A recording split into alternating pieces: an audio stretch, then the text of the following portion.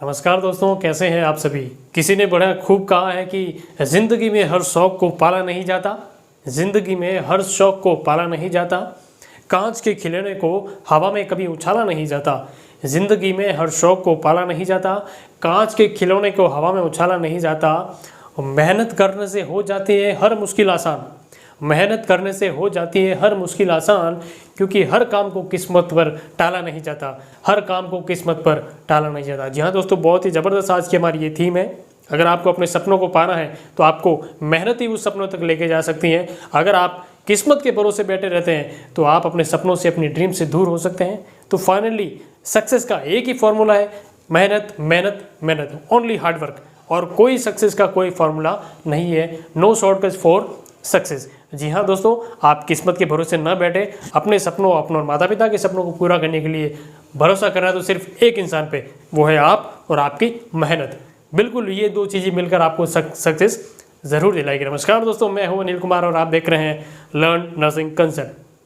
हम यहाँ पर डिस्कस कर रहे थे कुछ बेसिक्स टॉपिक्स, उनकी नॉर्मल वैल्यूज़। वीडियो की स्टडी के अंदर हम आज एक और नया टॉपिक लेके आए हैं, बहुत ही ज़बरदस्त टॉपिक लेके आए हैं, जिसका नाम आप देख रहे हैं बिलीरुबिन। क्या होता है बिलीरुबिन, कैसे इसका फॉर्मेशन होता है, क्या क्या इसकी पैथोफिजियोलॉजी रहती है ना, कैसे इसके अंदर कौन कौन से एंजाइम पार्टिसिपेट करते हैं, कैसे ब्लड में इसका लेवल बनता है, क्या इसके फंक्शन होते हैं, और जिस एंजाइम की प्रेजेंस होती है वो कहाँ से आते हैं, क्या क्या उनके नाम होते हैं, क्या फंक्शन होते हैं, एब्सेंस के अंदर क्या क्या डिजीज कंडीशन होती है, बढ़ जाए तो क्या कंडीशन होती है, जॉन्डिस क्या होता है, पीलिया क्या होता है, ये सारी चीज़ें अपन डिस्कस करेंगे इस लेक्चर के अंदर।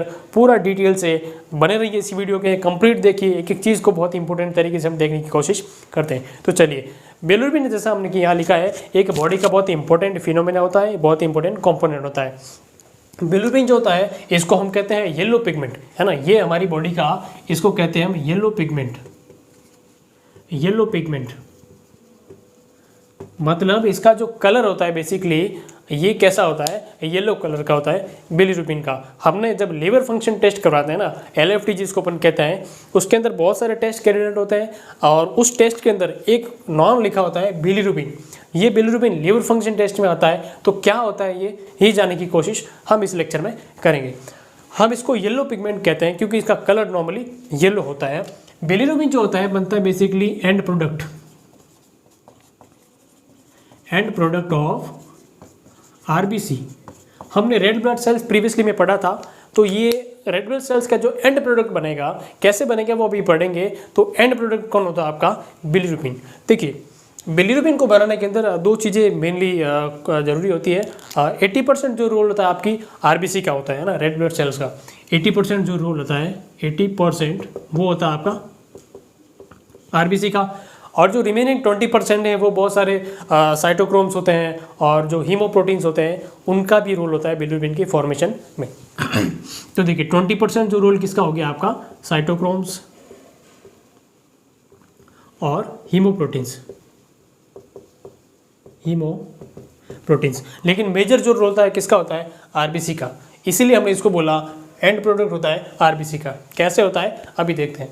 और ये जो बिलीरुबिन होता है, इसके फॉर्मेशन के अंदर दो ऑर्गन बेसिकली बहुत ही इंपॉर्टेंट रोल प्ले करते हैं। कौन कौन से होते हैं, फर्स्ट होता है आपका स्प्लीन, सेकंड होता है आपका लिवर। स्प्लीन जो होता है माय डियर फ्रेंड्स, उसको ग्रेवयार्ड ऑफ द RBC कहते हैं। ग्रेवयार्ड का मतलब होता है कब्रिस्तान। मतलब आपकी RBC जब लाइफ स्पैन खत्म हो जाएगा तो वो किसके अंदर डिस्ट्रक्शन होगी, आपकी स्प्लीन के अंदर। स्प्लीन ही वो जगह है जहाँ पर आपके RBC का ब्रेकडाउन होता है, और वो अगेन फिर उसका जो एंड प्रोडक्ट होता है, जो सारा जो वेस्ट मटेरियल होता है, उसका यूटिलाइजेशन कहाँ होता है, लीवर के अंदर। तो दो ऑर्गन जो मेनली इसके अंदर पार्टिसिपेट करते हैं वो होता है, पहला होता है आपका स्प्लीन और दूसरा होता है आपका लीवर। स्प्लीन को हमने क्या बोला, ग्रेवयार्ड बोला। ग्रेवयार्ड का मतलब होता है कब्रिस्तान। और लीवर जो होता है अपने आप में के अंदर बहुत बड़ी ग्लैंड होती है, बहुत बड़ा ऑर्गन होता है। लीवर को जो होता है माय डियर फ्रेंड्स, इसको लार्जेस्ट इंटरनल ग्लैंड कहा जाता है, इसको लार्जेस्ट इंटरनल ऑर्गन भी कहते हैं। अपने आप में अंदर बहुत बड़ी ग्लैंड होती है, वाइटल ऑर्गन इसको कहते हैं। बहुत सारे 4-5 वाइटल ऑर्गन होते हैं। हमारा ब्रेन होता है, हमारा हार्ट होता है, हमारी किडनी होती है, लंग्स होता है, और ये लीवर होता है। तो लीवर के अंदर क्या होता है, बेसिकली बहुत सारी सेल्स पाई जाती हैं जिनके अलग अलग फंक्शंस होते हैं। लिवर की नॉर्मल सेल्स की अपन बात करें तो एक सेल्स होती है हिपेटोसाइट्स, है ना। हिपेटोसाइट जो होती है लिवर की नॉर्मल फंक्शनल सेल्स होती हैं, उसको अपन लिखते हैं। लीवर के अंदर जो होती है कौन सी होती है, पहली एक सेल्स होती है, उसको कहते हैं अपन हिपेटोसाइट्स। हिपेटो देखिए, हिपेटो वर्ड यूज होता है लीवर के लिए और साइट्स मतलब सेल। ये जो हिपेटोसाइट्स होती हैं इसको एक और नाम से जानते हैं पैरेन्काइमल सेल्स, मतलब पैरेन्काइमल सेल्स को ही हिपेटोसाइट्स कहा जाता है। इसको कहते हैं पैरेन्काइमल सेल्स। पैरेन्काइमल सेल्स मतलब जब जब भी आप हेपेटोसाइट्स की बात करेंगे तो पैरेन्काइमल सेल्स ही होगी, और जब जब पैरेंट सेल कहेंगे तो वो क्या मतलब है, हेपेटोसाइट। ये हमारी होती है नॉर्मल सी लिवर की सेल। कुछ और सेल्स होती है, फॉर एग्जांपल जैसे आपके स्टीलेट सेल्स होती है ना, स्टीलेट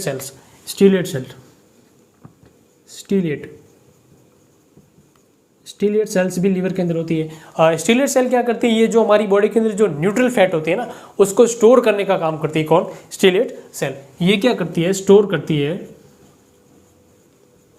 न्यूट्रल फैट, है ना। वन मोर सेल अपन पढ़ता है कफर सेल्स, बहुत ही इंपॉर्टेंट होती है कफर सेल्स। जो कफर सेल्स होती है आपके लीवर के अंदर फैगोसाइटोसिस का फंक्शन करती है। फैगोसाइटोसिस मतलब अगर आपके लीवर के अंदर कोई बैक्टीरिया वायरस हो जाता है, एंट्री कर जाता है, उसको किल करने का काम कौन करती है, Kupffer cells. I was mentioned here Kupffer cells, KUFFER। Kupffer cells होती है, ये क्या करती है, फैगोसाइटोसिस, या इसको कहते हैं फैगोसाइटिक सेल्स होती है ना। फैगोसाइटिक सेल्स कौन होती है, कफर सेल्स। लीवर के अंदर एक और बात करें अपन तो इसके अंदर एक सिस्टम होता है जिसको अपन कहते हैं रेटिकुलो एंडोथेलियल सिस्टम। क्या होता है, रेटिकुलो एंडोथेलियल सिस्टम, शॉर्ट के अंदर इसको RE सिस्टम भी कहते हैं। ये इसका क्या फंक्शन होता है वो भी बिलिरुबिन के फॉर्मेशन के अंदर इसका रोल प्ले करता है, अभी फर्दर अपन देखते हैं।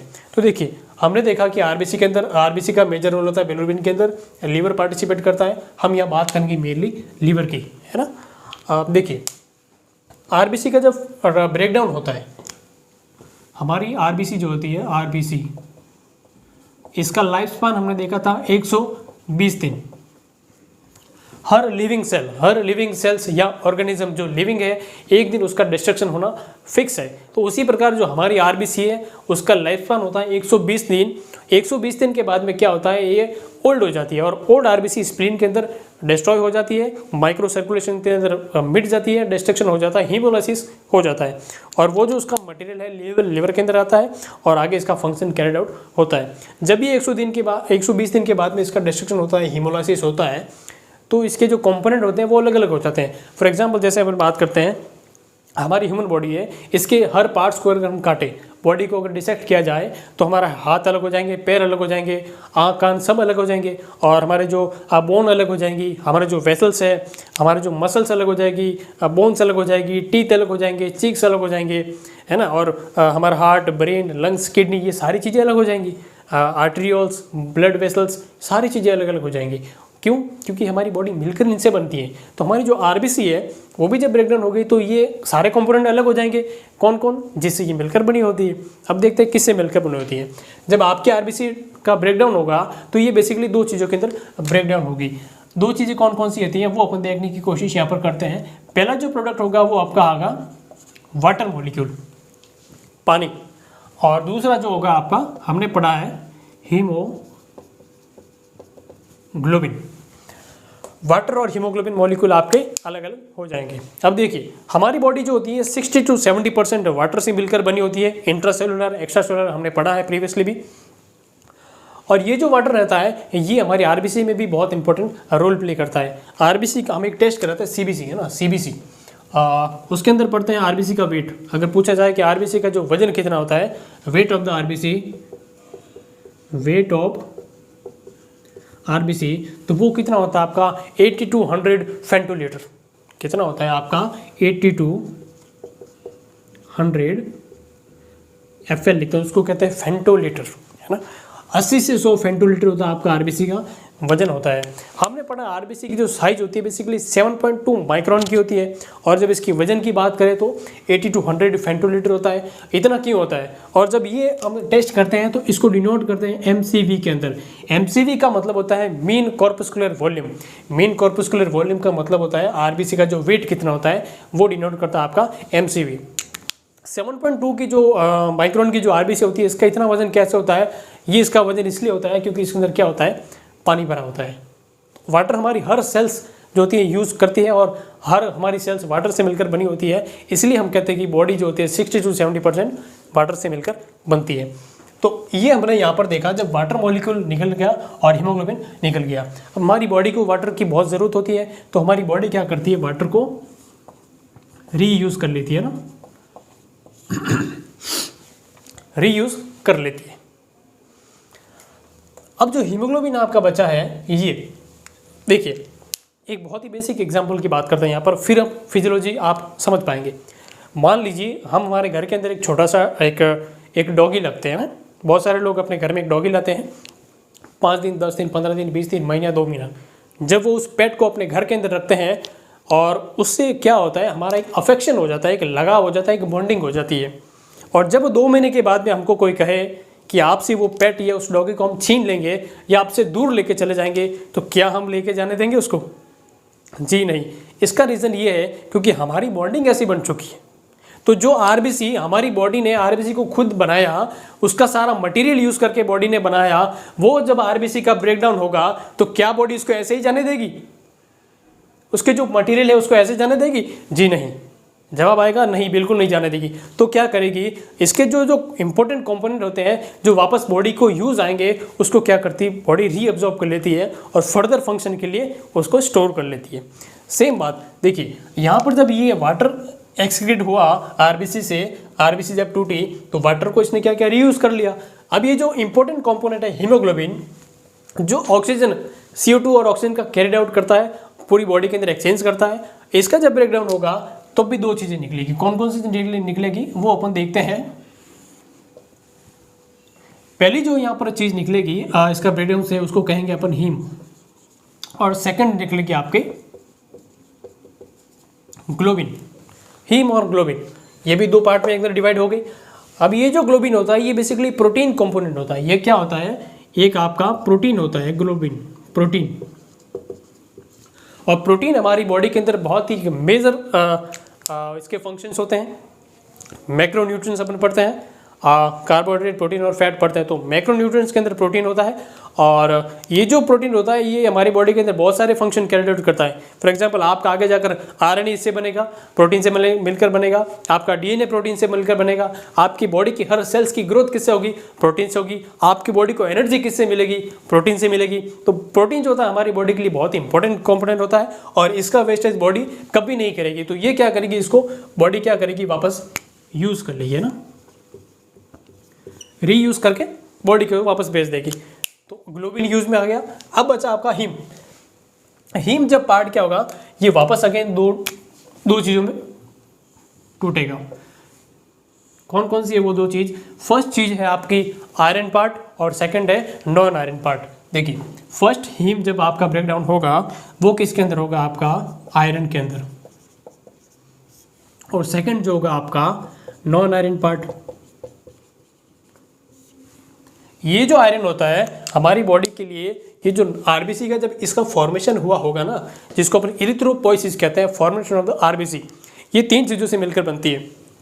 फर्स्ट आपका फॉलिक एसिड, सेकंड आपका विटामिन B12, और थर्ड आपका आयरन। आयरन, फॉलिक एसिड और विटामिन B12 के साथ में जब ये इंपॉर्टेंट कंपोनेंट होते हैं आरबीसी के न्यू फॉर्मेशन के लिए, तो जब ये आयरन यहाँ पर ब्रेकडाउन होगा तो बॉडी क्या करेगी? इसको भी क्या कर लेगी? वापस रीयूज़ कर ले, क्योंकि वेस्टेज कुछ नहीं जाने देगी बॉडी, क्योंकि इसी का मटेरियल इसमें लगा है। तो ये आयरन और वापस मिलकर नई सेल्स के फॉर्मेशन के लिए काम आ जाएगा। अब आपके पास बचा एक नॉन आयरन पार्ट। ये जो नॉन आयरन पार्ट होता है इसको कहते हैं बिलीवर्डिन, है ना, बिलीवर्डिन। ये बिलीरुबिन नहीं है, बिलीरुबिन बना नहीं, अभी बनाएंगे, लेकिन ये जो नॉन आयरन पार्ट होता है उसको कहा जाता है बिलीवर्डिन। Biliverdin, biliverdin. ये जो बिलीवर्डिन होता है माय डियर फ्रेंड्स, ये आपकी बॉडी का ग्रीन पिगमेंट होता है। इसका जो कलर कैसा होता है वो ग्रीन कलर का होता है, ग्रीन पिगमेंट। ये बिलीवर्डिन हमने फॉर्मेशन किया। अब देखिए ये जो सिस्टम चल रहा था किसके अंदर, ये रेटिकुलो एंडोथेलियम सिस्टम के अंदर, लिवर के अंदर चल रहा था। ये जो बिलीवर्डिन बना है, अब क्या होगा, आपके एक एंजाइम होता है बिलीवर्डिन रिडक्टेज एंजाइम। क्या होता है, बिलीवर्डिन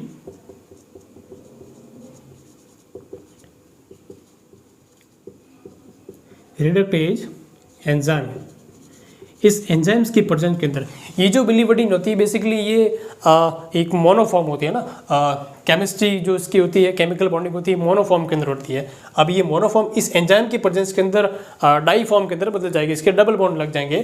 तो ये जो फॉर्मेशन नेक्स्ट कंपोनेंट बनेगा बिलीवर्डिन रिडक्टेज एंजाइम की प्रेजेंस के अंदर किसके अंदर कन्वर्ट हो जाएगा, बिलीरुबिन के अंदर। बहुत ही इंपॉर्टेंट बात है, हमने यहाँ पर क्या बना दिया, बिलीरुबिन। फाइनली किसका फॉर्मेशन हुआ, बिलीरुबिन। ये मोनो कंपोनेंट होता है, ये डाई कंपोनेंट होता है। अब देखिए बिलीवर्डिन रिडक्टेज एंजाइम की प्रेजेंस के अंदर बिलीरुबिन बन गया। ये जो बिलीरुबिन होता है बेसिकली ये वाटर इनसॉल्युबल होता है my dear friends, water insoluble होता है ना। क्या होता है, वाटर इनसॉल्युबल। इसी को कहते हैं आपका इनडायरेक्ट बिलीरुबिन। क्या बोलते हैं, इनडायरेक्ट।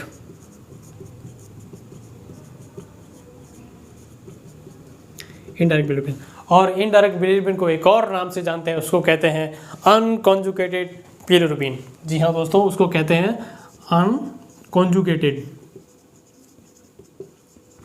Unconjugated bilirubin. ये जो वाटर इनसॉल्युबल होता है, देखिए एक तो वाटर सोल्यूबल होता है, एक वाटर इनसॉल्युबल होता है। सोल्यूबल का मतलब होता है वाटर के अंदर डिजोल्व हो सकता है, और इनसॉल्युबल का मतलब होता है वाटर के अंदर डिजोल्व नहीं हो सकता। और ये जो वाटर के अंदर डिजोल्व नहीं हो सकता, ये क्या होता है, बेसिकली बॉडी के लिए बहुत ही टॉक्सिक होता है ना। ये जो इनडायरेक्ट बिलीरुबिन होता है अनकॉन्जुगेटेड, ये बॉडी के लिए टॉक्सिक होता है, तो बॉडी से इसका एक्सक्रीशन बहुत ही ज़रूरी होता है। अगर ये बॉडी के अंदर रहेगा, हमने यहाँ पर देखा है बेसिकली इसका जो कलर होता है ये होता है येलो। हमने कहा है इसको बिलीरुबिन जो होता है येलो पिगमेंट होता है माय डियर फ्रेंड्स। तो ये ऐसे बनता है, बिलीवर्डिन ग्रीन होता है और ये येलो होता है। जब भी बॉडी के अंदर रह गया तो ये क्या करेगा, हमारी बॉडी का नॉर्मल कलर भी पीला कर देगा, येलो कलर के अंदर चेंज कर देगा, जो हमारी बॉडी के लिए ठीक नहीं है नॉर्मली। तो इसको बॉडी बाहर निकालना चाहती है। अब कैसे निकालेगी इसको बाहर, ये आगे बहुत ही ज़बरदस्त प्रोसेस रहता है। देखिए अब हमारा जो लीवर होता है, अब इसका एक बेसिक फंक्शन यहाँ से स्टार्ट होता है। लीवर क्या करता है, ये बिलीरुबिन आपका ब्लड के अंदर बढ़ गया है ना, इनडायरेक्ट जो बिलीरुबिन है इसका लेवल ब्लड के अंदर चल रहा है। ये हमारे ब्रेन के लिए भी टॉक्सिक है, हमारी स्किन के लिए भी टॉक्सिक है, बॉडी के लिए टॉक्सिक है। तो लीवर क्या करता है, एक स्पेशल फोर्स को यहाँ पर भेजता है, एक स्पेशल प्रोटीन को यहाँ पर भेजता है। वो प्रोटीन क्या करती है, इसको पकड़ के लीवर के अंदर लेके आती है। उस प्रोटीन का नाम है my dear friends albumin protein. क्या नाम है उसका, ये इसके साथ क्या बाइंड होता है, एल्बुमिन प्रोटीन।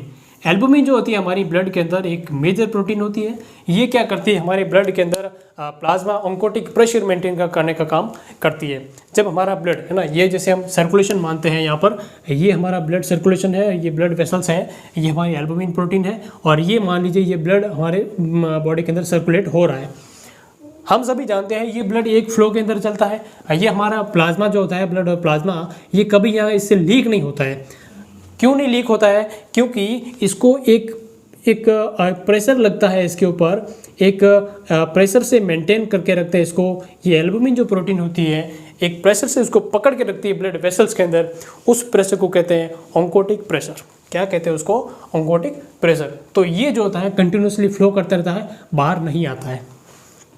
जैसे एक स्कूल है, छोटे बच्चों का स्कूल है, बच्चे क्लास के अंदर बैठे रहते हैं, वो बच्चे चाहे तो बाहर आ सकते हैं, घूम सकते हैं, लेकिन एक टीचर होते हैं वहाँ पर, मार साहब बैठे रहते हैं, जो उन बच्चों को वहाँ पर बाइंड करके रखता है, उन पर फोर्स लगा के रखता है ताकि वो बच्चे बाहर नहीं घूमते। इसीलिए सेम कंसेप्ट है, आपके एल्बुमिन आपके जो ब्लड या प्लाज्मा है उसको बाहर नहीं आने देती हैं किसी कारणवश। लेट सपोज आपकी जो एल्बुमिन है उसका लेवल ब्लड के अंदर कम हो गया। अब मार साहब जब क्लास के अंदर नहीं रहेंगे तो बच्चे तो घूमेंगे, जब एल्बुमिन आपके ब्लड के अंदर नहीं रहेगा तो ये जो प्लाज्मा लीक हो जाएगा, और जब ये लीक हो जाएगा तो यहाँ पर इंटरस्टिशियल स्पेस के अंदर कलेक्ट हो जाएगा। जब कलेक्ट होगा तो बॉडी के अंदर ये क्या करेगा, एडिमा कॉज कर देगा माय डियर फ्रेंड्स, क्या करेगा, एडिमा। और ये जो एडिमा अगर मान लीजिए एक पर्टिकुलर प्लेस के अंदर होती है तो उसको कहते हैं लोकल एडिमा, और वही अगर आपकी पूरी बॉडी के अंदर हो जाए उसको कहते हैं जनरलाइज एडिमा। और जनरलाइज जो एडिमा होती है उसको एक टर्म से डिनोट करते हैं, उसको कहते हैं एनासार्का। बहुत ही इंपॉर्टेंट टर्म्स है। अगर आपकी एडिमा जो है एक पर्टिकुलर स्पेस में उसको लोकल कहेंगे और पूरी बॉडी के अंदर उसको जनरलाइज एडिमा कहेंगे, उसको कहते हैं एनासार्का। ये एल्बुमिन का कंसेप्ट रहता है। तो ये एल्बुमिन कौन सीक्रेट करता है, आपका लीवर। लीवर के बहुत सारे फंक्शन होते हैं, इन सेल्स के अलावा बहुत सारे फंक्शन, कोलेस्ट्रॉल का सीक्रेशन, एल्बुमिन, क्लोटिंग फैक्टर का सीक्रेशन, उसमें से ये एल्बुमिन को भेजता है कौन, लीवर। अब देखिए ये जो एल्बुमिन है इसको पकड़ के कहाँ पे लेके आता है, आपका लीवर के अंदर लेके आता है। ये हमारा लीवर है ना। Let's suppose this is our liver, and liver के अंदर बहुत सारी हिपेटोसाइट सेल्स होती है। बहुत ही बेसिक फिजियोलॉजी बता रहे हैं माय डियर फ्रेंड्स, ध्यान से देखिएगा। ये हमारी मान लो बहुत सारे हिपेटोसाइट्स में थे, एक हिपेटोसाइट्स को मैं यहाँ पर ड्रॉ करता हूँ। ये हमारी हिपेटोसाइट्स है, दिस इज आवर हिपेटोसाइट्स, और ये इसकी रिसेप्टोसाइट्स हो गई है ना, ये इसकी रिसेप्टोसाइट्स है। और यहाँ पर लीवर के अंदर यहाँ पर बेसिकली जो एंडोथेलियल सिस्टम होता है, एंडोथेलियल सिस्टम मैं यहाँ पर बना देता हूँ। ये क्या है, एंडोथेलियल सिस्टम, और यहाँ पर इसका सर्कुलेशन नॉर्मली चलता है। मानिए ये ब्लड सर्कुलेशन हो गया और ये एंडोथेलियल सिस्टम और ये हेपेटोसाइट्स। अब क्या होता है, ये देखिए हमारा बिलिरुबिन जो होता है ब्लड के अंदर सर्कुलेट करता है एल्बुमिन आने से पहले। जब ये एल्बुमिन इसको बाइंड करता है तो ये हर ऑर्गन के पास जाता है। समझने के लिए बता रहा हूँ ओनली। हमारे मान लीजिए कि हमारे हार्ट के पास गया कि बोला कि साहब ये बिलिरुबिन आया बॉडी के लिए, वाटर इनसॉल्युबल है और ये बहुत सारा टॉक्सिक होता है, इसको बाहर निकालना है। तो हार्ट बोलता है अगर मैं इसको बाहर निकालने के लिए बैठ जाऊँगा तो मेरा पंपिंग का काम कौन करेगा, मेरा काम है। हार्ट बोलता है मेरा काम है ब्लड को पंप करना, है ना, ऑक्सीजन रिच ब्लड बॉडी को पहुँचाना और इम्प्योर को वापस खींचना। अगर मैं इसको बिलिरुबिन को एक्सीड करने का काम कर दूंगा तो मेरा काम रुक जाएगा, और ऊपर जो मालिक बैठा है ब्रेन, वो बुरा मान जाएंगे। तो ये काम आप किसी और को बताओ।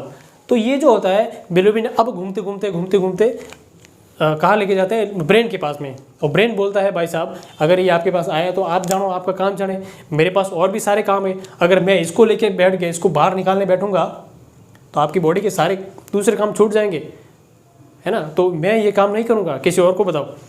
अब ये जो एल्बुमिन और बिलिरुबिन जाते हैं आपके लंग्स के पास। लंग्स बोलता है भाई साहब मेरा काम है ऑक्सीजन का लेना और कार्बन डाइऑक्साइड को छोड़ना। अगर मैं इसको लेके बैठ गया तो आदमी जो चल रहा है उसकी सांस बंद हो सकती है, तो मैं इसको काम को नहीं ले सकता, आप किसी और से बात करो।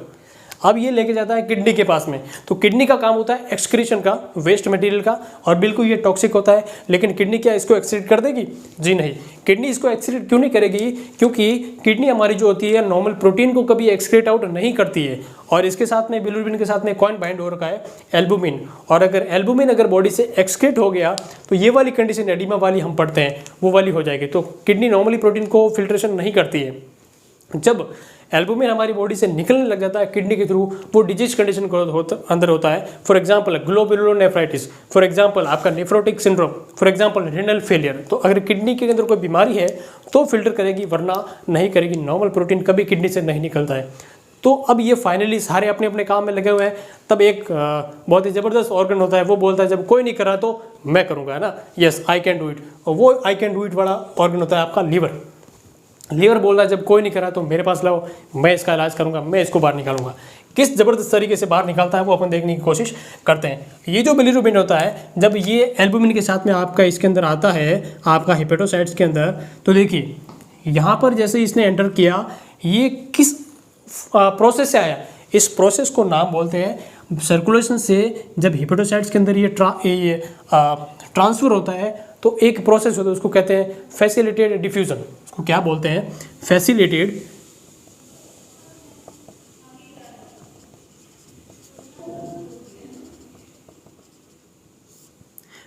डिफ्यूजन से ये इस प्रोसेस से आया। अब बात करते हैं जब ये इनडायरेक्ट बिलिरुबिन आपके हिपेटोसाइट्स के अंदर आ जाता है तो देखिए ये जो एल्बुमिन है अब इसका यहाँ पर कोई काम नहीं है। इसका काम क्या था? सर्कुलेशन से लेकर उसको लीवर के अंदर डालना। तो ये क्या होता है, एल्बुमिन यहाँ से एक्सक्रीट आउट होके वापस कहाँ जाता है? ब्लड सर्कुलेशन में चला जाता है। जब ये एल्बुमिन चला जाता है तो ये बिलिरुबिन भी जा सकता है, बिल्कुल जा सकता है, लेकिन ये नहीं जाता है क्योंकि इसको रोकने के लिए एक और फौज यहाँ पर तैयार रहती है। एक प्रोटीन स्पेसिफिक सब्सटेंस होता है, उसको कहते हैं लिगांडिन प्रोटीन। उसको क्या बोलते हैं? लिगांडिन प्रोटीन। एक दो प्रोटीन यहाँ पर प्रेजेंस होती है, उस प्रोटीन का नाम होता है माय डियर फ्रेंड्स लिगांडिन। क्या होता है? लिगांडिन प्रोटीन्स होती है। और एक होता है प्रोटीन वाई नाम की प्रोटीन होती है। क्या होता है? Protein Y. ये दो सब्सटेंस क्या करते हैं? आपके इस जो इनडायरेक्ट बिलिरुबिन है इसको अगेंस्ट सर्कुलेशन जाने से रोकते हैं, प्रिवेंट करते हैं इसके बैक फ्लो को। बहुत ही ज़बरदस्त कंसेप्ट है, वरना अगर ये नहीं होता है तो ये वापस आएगा। तो लेकिन ये क्या करते हैं? इसको यहाँ पर प्रिवेंट कर देते हैं और एल्बुमिन सेपरेट हो जाता है और आपका बिलिरुबिन कहाँ जाता है? लीवर की हिपेटोसाइट्स सेल्स के अंदर। अब देखिए ये जब हिपेटोसाइट्स के अंदर आया, अब इसका होगा यहाँ पर कॉन्जुगेशन। कॉन्जुगेशन का होता है तो उसका मतलब जो नॉर्मल इसके केमिकल बॉन्ड्स होते हैं उसको टूटते हैं, कुछ नए बॉन्ड बनते हैं कुछ केमिकल की प्रेजेंस के अंदर। अब इसका यहाँ पर होगा कॉन्जुगेशन। क्या होगा? कॉन्जुगेशन। और ये जो कॉन्जुगेशन यहाँ पर इनडायरेक्ट बिलिरुबिन का होगा, किसके साथ में होगा? Glucuronic acid. एक एसिड्स होता है विथ ग्लूकोरोनिक एसिड्स, एक एंजाइम की प्रेजेंस के अंदर, बहुत ही ज़बरदस्त, एक विथ प्रेजेंस ऑफ, उस एंजाइम का नाम होता है यूरिनरी डाइफॉस्फेट ग्लूकोरोनिक ट्रांसफेरेज। क्या होता है? Uridine diphosphate glucuronic transferase. ये एक बहुत ही ज़बरदस्त एंजाइम होता है जो क्या करवाता है? इसके प्रेजेंस के अंदर इसका कॉन्जुगेशन होगा। और कॉन्जुगेशन होने से ये जो इनडायरेक्ट बिलिरुबिन है, ये जो वाटर इनसॉल्युबल बिलिरुबिन है, वो किसके अंदर कन्वर्ट हो जाएगा? वाटर सॉल्युबल के अंदर कन्वर्ट हो जाएगा और वो इनडायरेक्ट से क्या बन जाएगा? Direct bilirubin. आई बात समझ में?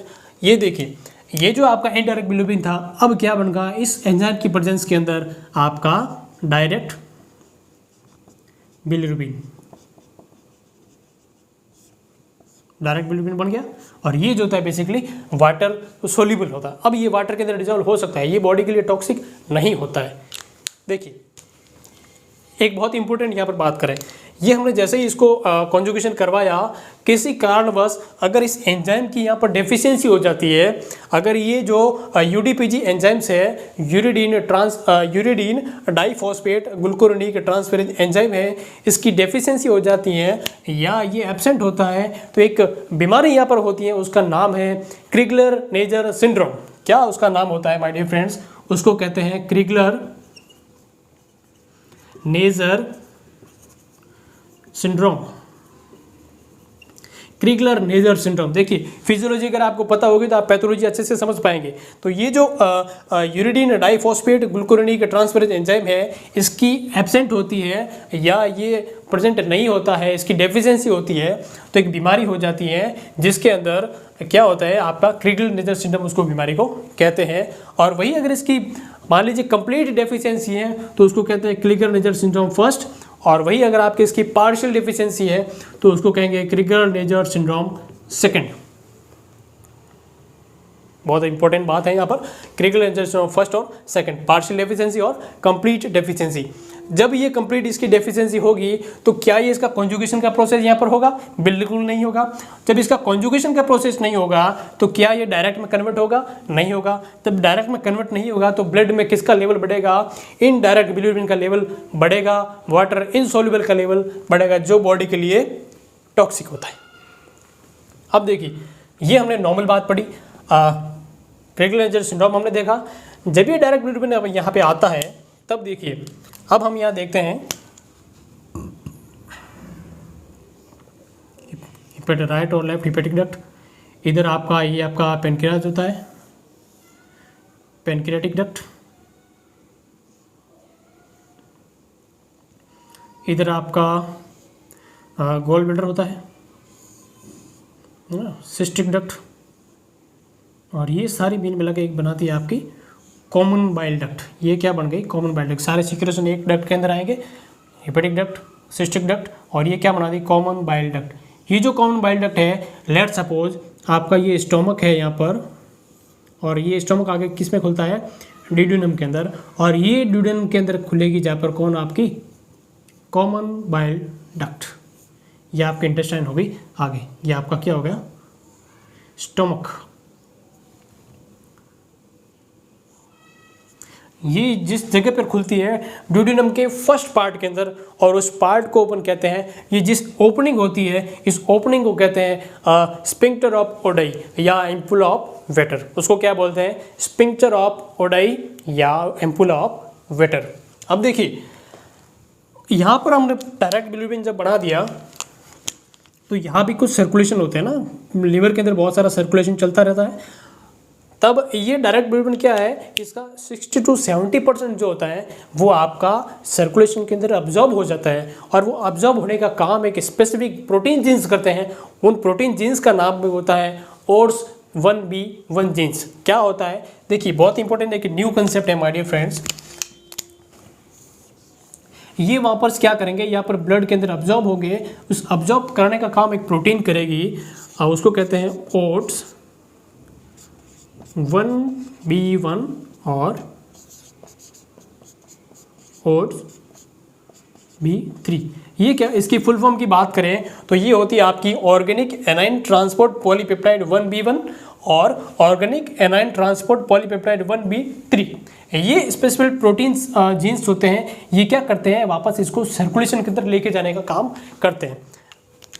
अब मान लीजिए लेट सपोज इस एंजाइम या इस जीन की या प्रोटीन जीन्स की अगर डेफिशिएंसी बॉडी के अंदर हो जाती है तो ये ना ओट्स और ये जो दो प्रोटीन जीन्स होती हैं, इनकी अगर बॉडी के अंदर डेफिशिएंसी हो जाएगी या इनके अंदर म्यूटेशन हो जाएगा तो एक और डिसऑर्डर कॉज होगा। उस डिसऑर्डर का नाम होता है रोटर सिंड्रोम। क्या होता है उसका नाम, हम यहाँ पर देखते हैं, उसको कहेंगे rotor syndrome.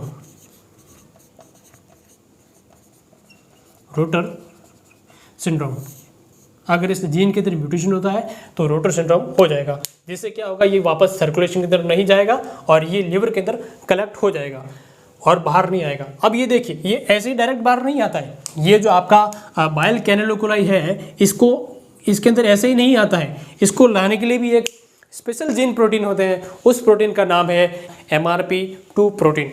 I was mention here, इसको क्या करते हैं, एक प्रोटीन्स होती हैं उसको कहते हैं MRP2 प्रोटीन्स। इसकी फुल फॉर्म होती है my dear friends multi drug resistance protein 2।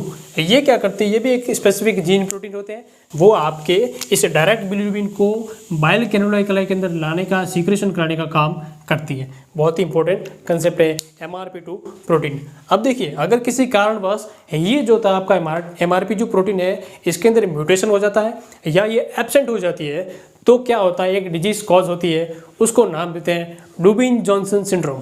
क्या कहते हैं उसको, आई वाज मेंशन हियर, उसको कहते हैं डुबिन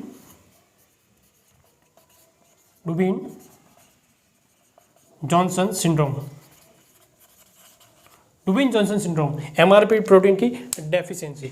जब इसकी डेफिशिएंसी होगी तो क्या ये इसके अंदर आएगा, नहीं आएगा, और जब नहीं आएगा तो ये डायरेक्ट बिलिरुबिन का लीवर के अंदर कलेक्ट होएगा। और जब ये दोनों सिंड्रोम होते हैं तो देखिए अल्टीमेटली होता क्या है, आपके लीवर के अंदर डायरेक्ट बिलिरुबिन बाहर नहीं आएगा, ये लीवर के अंदर जब कलेक्ट होगा तो ये लीवर का कलर जो है मेनली ब्लैक कर देगा। कैसा कर देगा, ब्लैकिश कर देगा, किसका, लीवर का। बहुत इंपॉर्टेंट कंसेप्ट हमने देखा है। अब देखिए, ये जब यहाँ पर सर्कुलेशन के अंदर आता है 60 to 70% आपके सर्कुलेशन के अंदर गया, और ये जो मेनली 30 to 40% बचा है वो आपका इधर गॉल ब्लैडर के अंदर बाइल है, गॉल ब्लैडर बाइल के साथ में मिक्स होकर कहाँ आता है, आपका कॉमन बाइल डक्ट में, और ये आपका स्मॉल इंटेस्टाइन के ड्यूडेनम के फर्स्ट पार्ट के अंदर आता है। और जब हम यहाँ पर फैट खाते हैं या लिपिड का डाइजेशन इनटेक करते हैं तो ये लिपिड को क्या करता है, डाइजेस्ट करने का काम करता है बाइल के साथ में मिलकर, है ना। अब ये जब लिपिड का डाइजेशन हो जाएगा तो फर्दर आपका ये दो फॉर्म के अंदर डिवाइड होगा, कौन, बिलिरुबिन। किसके अंदर होगा आपका, फर्स्ट होगा आपका स्टर्कोबिलिनोजन और दूसरा होगा आपका यूरोबिलिनोजन। किसके अंदर होगा,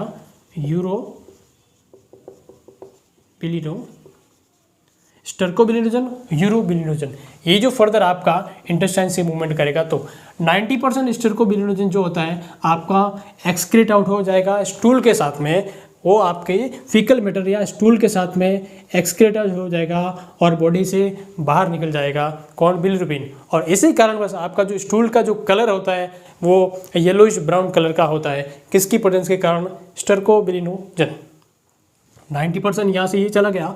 अब जो 10% रिमेनिंग है वापस जाएगा सर्कुलेशन के अंदर, और सर्कुलेशन के जगह जाएगा किडनी के पास में, और किडनी के पास जाकर ये क्या करेगा, रिमेनिंग 10% ये कन्वर्ट हो जाएगा यूरोबिलिनोजन या यूरोबिलिन के फॉर्म के अंदर। और ये जो होता है आपका किडनी के थ्रू आपके यूरिन से होकर बॉडी से बाहर निकल जाएगा। किसके थ्रू निकलेगा, यूरिन के थ्रू। और यही कारण है कि आपकी यूरिन का जो कलर होता है नॉर्मली येलो कलर होता है, किसके कारण, यूरोबिलिनोजन के कारण।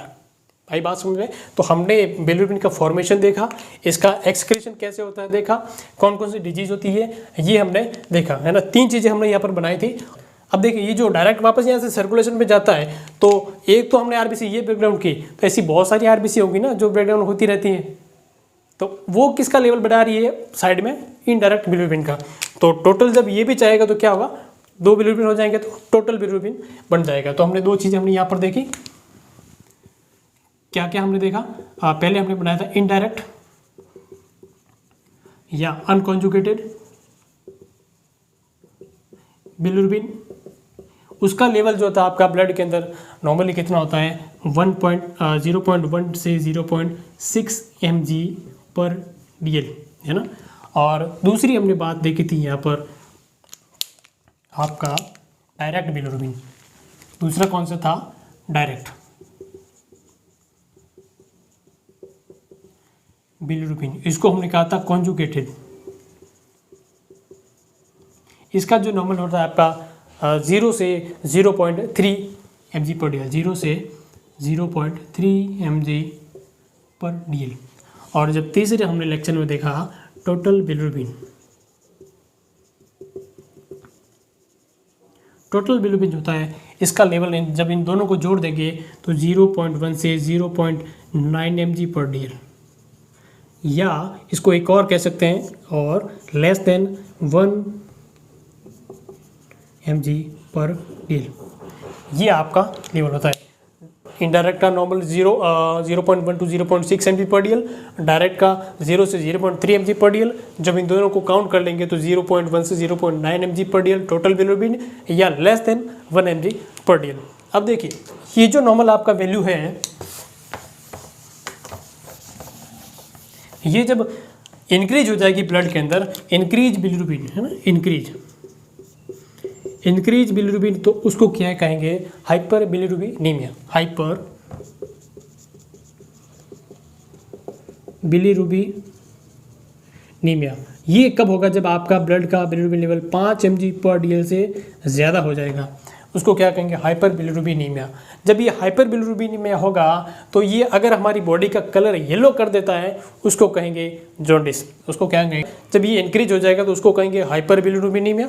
और ये जब हाइपर बिलिरुबिनीमिया 5 mg/dl से ज़्यादा हो जाए तब बोलेंगे। और जब ये बिलिरुबिन इंक्रीज लेवल हमारी बॉडी का कलर येलो कर देगा उसको कहेंगे जॉन्डिस, है ना। तो जॉन्डिस होता है हमारी बॉडी का येलो डिस्कलरेशन हो जाता है, हमारे स्किन का, हमारे स्क्लेरा का, उसको कहते हैं जॉन्डिस। जॉन्डिस अपने आप में एक बहुत बड़ी बीमारी है, बच्चों के अंदर अलग होती है, पीडियाट्रिक नर्सिंग के अंदर पढ़ते हैं। फिजियोलॉजिकल का होता है, पैथोलॉजिकल अलग होता है। तो ये हमने बिलिरुबिन का मेटाबॉलिज्म देखा, कैसे इसका एक्सक्रीशन होता है, कैसे इसकी सारी फिजियोलॉजी रहती है, क्या क्रिगलर नेचर सिंड्रोम क्या होता है, डुबिन जॉनसन क्या होता है, और रोटर सिंड्रोम क्या होता है, कौन कौन से एंजाइम पार्टिसिपेट करते हैं। आई होप आपको ये वीडियो पसंद आया है, आपको लाइक ज़रूर करें और इसको आगे ज़रूर भेजें अपने मित्रों के साथ में, अगर आपको वाकई लगता है तो, है ना। तो बने रहिए इसी साथ में, तब तक मिलते हैं एक नेक्स्ट वीडियो में। जय हिंद, जय भारत।